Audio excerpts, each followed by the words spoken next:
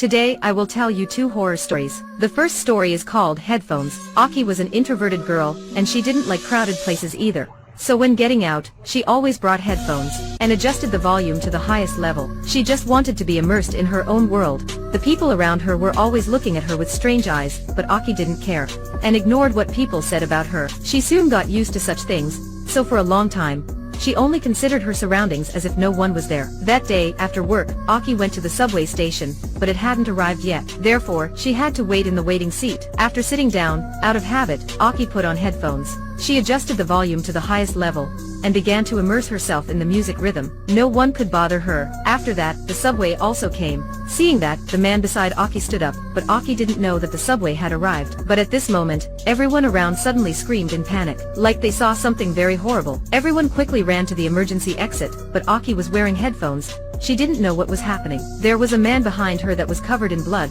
He tried to call Aki, but Aki was still looking at her phone, and didn't hear anything, and she was completely unresponsive to external influences. Finally, Aki was alone here, then she turned off her phone. When taking off her headphones, she suddenly found that there was no one in the subway station anymore. This made Aki extremely bewildered, and she didn't know what was happening either. Where did everyone go? Suddenly, there was a strong wind blowing. Aki turned around and saw a man with blood on his face standing behind her. He was also holding an iron rod. After that, Aki's headphones were covered in blood and fell to the ground. Since then, no one would be able to bother Aki anymore. The second story is called Camouflage. Kami was cooking in the kitchen. There was news about a murder on TV. The culprit hid in the victim's house, and then killed them. The method was extremely cruel, but currently the police haven't caught the culprit. Therefore, everyone, especially single women, must be vigilant. At this moment, Kami's phone rang. Her best friend called her. Kami's best friend reminded her that she had to pay attention because the killer was near Kami's apartment. After hearing this, Kami laughed and said,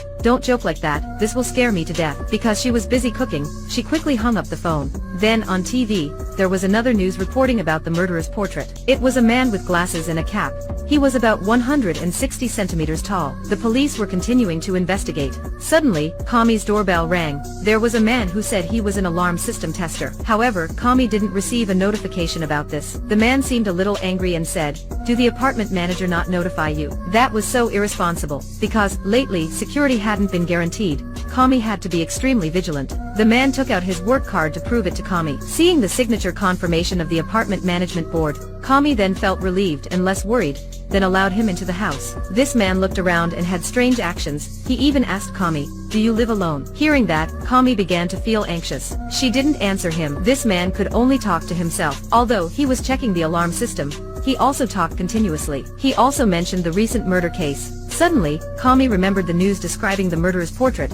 Her whole body began to tremble. To hide her sense of fear, she tried to be as calm as possible. But when she turned around, the man was standing behind her. "Can I go to the toilet?" he asked. "Toilet?" Kami asked tremblingly. "That's right," he said. "You can. It's embarrassing to have to use the women's toilet. I'm really sorry." After the man went to the toilet, Kami quickly ran into the bedroom and take a stun gun in the drawers. After this man came out of the toilet, he suddenly said he wanted to check the bathroom. Kami followed him, but unexpectedly she was seen by him. He then ran over to attack Kami. Fortunately, she had prepared in advance. Kami used stun gun to shock him, which made him into a coma. After that, there was news about the new case on TV. According to witness statements, the killer is actually a woman aged from 25 to 30 years old, with the following identifying characteristics. She is about 160 centimeters tall, with long black hair. When killing, she was wearing a black baseball cap and black glasses, wearing a black jacket and jeans. The camera moved to the bathroom. It had a lot of blood stains. On the ground there was also a black glasses and a black baseball cap. They were all hers. When watching this scene,